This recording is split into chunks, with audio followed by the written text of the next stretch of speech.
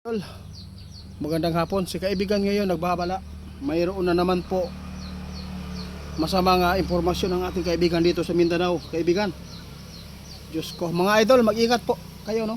May mangyayari pa rin na ulan dito sa atin. Kaya abangan na lang po natin kung ano po ang mangyayari pa dito. Sa lahat po na makapanood sa atin, yung mga area dito na mga landslide area, at lalo na yung mga lugar na lagi pong binabaha, mag-ingat po kayo, oh.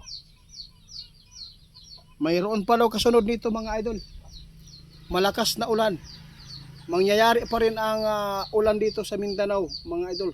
Hindi tapos ang problema, dahil po si kaibigan mismo ang nagpaabot ngayon. Kung sino man po ang mga malapit sa mga landslide area ngayon, kung marapatin po ninyo itong babala ni kaibigan, umalis po muna kayo mga idol. Ito ang nakikita nyo kaibigan, mayroon pang ulan na mangyayari. Grabe kawawa yung mga gulay dito mga idol, naanod. Sa lahat po ng mga magsasaka, mag-ingat pa rin kayo, wag muna kayo tumanim muna kayo.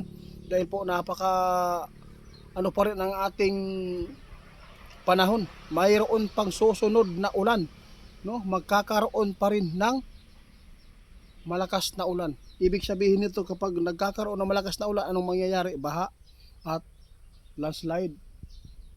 Diyos ko kaibigan, naunsa naman eh.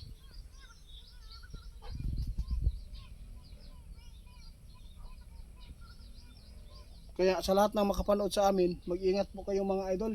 Dahil po si kaibigan mismo ngayon ang nagpaabot na nagbabala po siya uli sa mga natamaan ng landslide dyan. Huwag po natin balikan muna ang lupa, no?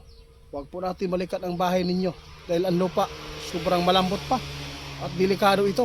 May part 2 pa ito, no? Mayroon pang part 2 na may tabo. Aning gingon ni kaibigan na ulan.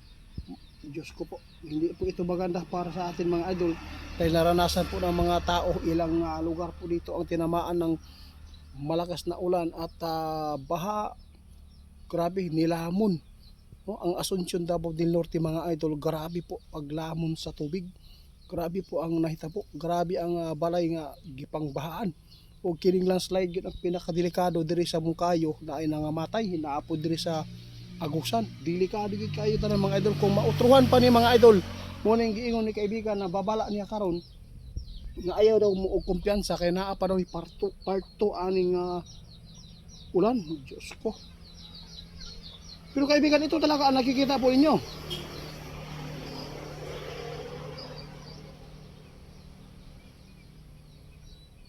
Kaya nagbabala si kaibigan ngayon, huwag po daw magkampante, lalo na sa mga mining area, dahil malambot na ang lupa, magkakaroon ulit ng ulan.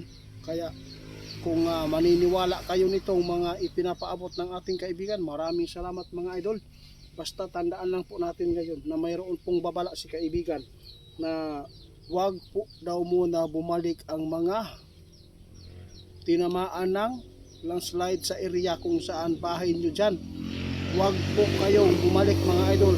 Pumunta muna tayo sa mga safety na mga tirahan ngayon, dahil si kaibigan nagbabala na itong sakuna o kalamidad dito sa Mindanao, posibleng mayroon pa ring mga mangyayari na hindi maganda.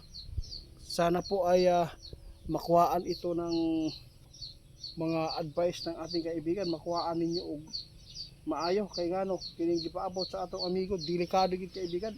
Daghan gid kaayo ni mga nahitabo gyud ani nga mga hula ni kaibigan, nahitabo gyud.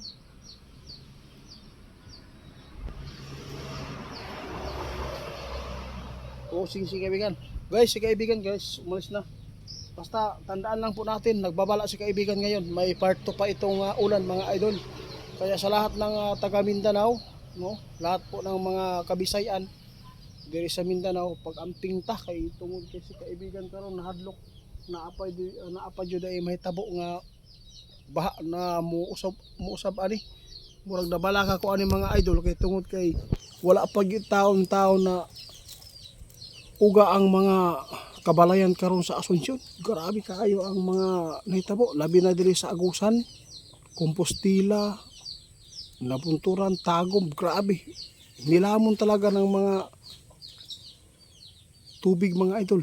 Mo na si kaibigan nagbabala karon og usab nga dapat po ayaw sa daw magbalik kay usab pa daw niyang baha mga idol.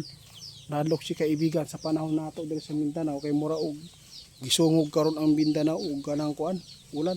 Hapit na ang summer malapit na ang summer pero bakit ganito ang nangyayari?